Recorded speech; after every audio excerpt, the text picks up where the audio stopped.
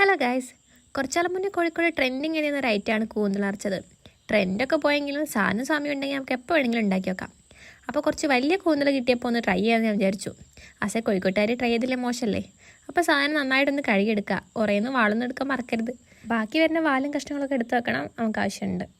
കുറച്ച് വെള്ളത്തിലേക്ക് ഉപ്പും മഞ്ഞപ്പൊടി ഇട്ടിട്ട് നമ്മുടെ കൂന്തൽ കുറച്ച് നേരം ഒന്ന് അതിൽ മുക്കി വെക്കും. ഒരു 10 മിനിറ്റ് മുക്കി വെച്ചാൽ മതി. അപ്പോൾ ഫില്ലിങ്ങിന് വേണ്ടത് നല്ല കുനുകുന അരിഞ്ഞ ഉള്ളി, ഇഞ്ചി വെളുത്തുള്ളി പേസ്റ്റ്, പച്ചമുളക്, മല്ലിയിലും കരിവേപ്പിലയും. പിന്നെ ബാക്കി വന്ന കഷ്ണങ്ങൾ ചെറുതായിട്ട് തേങ്ങയിലേക്ക് ചെറിയ ഉള്ളിയും പച്ചമുളക് ഇട്ടൊന്ന് ഒതുക്കിയെടുക്കണം. എണ്ണ നന്നായിട്ട് ചൂടായിട്ട് വരുമ്പോൾ കുനുകുന അരിഞ്ഞിട്ട് ഉള്ളി അതിലേക്ക് ഇടുക. പിന്നെ പെട്ടെന്ന് വിടാൻ വേണ്ടി കുറച്ച് ഉപ്പിട്ട് കൊടുക്കുക. പിന്നെ ഇഞ്ചി വെളുത്തുള്ളി പേസ്റ്റ്, പച്ചമുളക് ഇതെല്ലാമായിട്ട് നന്നായിട്ടൊന്ന് വഴറ്റിയെടുക്കുക. ഇനി മസാലയൊക്കെ ചേർത്തെടുക്കാം. മുളക് പൊടി, മഞ്ഞൾപ്പൊടി, കാശ്മീരി ചില്ലി പൗഡർ, കുരുമുളക് പൊടി, ഗരം മസാല ഇതെല്ലാം ഇട്ടിട്ട് നന്നായിട്ട് മിക്സ് ചെയ്തിട്ടൊന്ന് വഴറ്റിയെടുക്കുക.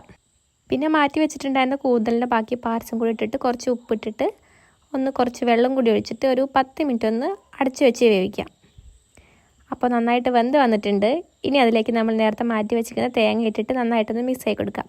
അപ്പോൾ നമ്മുടെ ഫില്ലിങ് ഇവിടെ ഓൾമോസ്റ്റ് റെഡി ആയിട്ടുണ്ട്. അതിലേക്ക് കുറച്ച് മല്ലിയിലും കൂടി വിതറി കൊടുക്കുക. സാധനമൊക്കെ സെറ്റാണ്. ഇനി ഇതെല്ലാം ഒന്ന് ഫില്ല് ചെയ്തെടുക്കണം.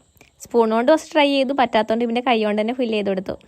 എന്നിട്ട് ലാസ്റ്റ് അതിൻ്റെ എഡ്ജിൽ ഒരു ടൂത്ത് പിക്ക് എടുത്തിട്ട് നന്നായിട്ടൊന്ന് എഡ്ജ് ഭാഗം ക്ലോസ് ചെയ്ത് കൊടുക്കണം. പിന്നെ നമ്മളിത് നേരെ ആവിയിലേക്ക് കയറ്റി ഒരു 15 മിനിറ്റെങ്കിലും ആവിയിൽ വേവിക്കാം. അപ്പോൾ ഇനി ലാസ്റ്റത്തെ കുറച്ച് മിനുക്കുപടികളാണ്. മുളക് പൊടിയും മഞ്ഞൾപ്പൊടിയും ഉപ്പും കൂടി ഒന്ന് മൂപ്പിച്ചിട്ട് അതിലേക്ക് ഇട്ടിട്ട് ജസ്റ്റ് ഒന്ന് ഷാലോ ഫ്രൈ ചെയ്തെടുക്കുക. അത്രയേ ഉള്ളൂ. അപ്പം നമ്മുടെ അടിപൊളി കൂന്തൽ നിറച്ചത് ഇവിടെ റെഡി ആയിട്ടുണ്ട്. എല്ലാവരും ഒന്ന് ട്രൈ ചെയ്ത് നോക്കിയിട്ട് കമൻറ്റ്സ് പറയാം.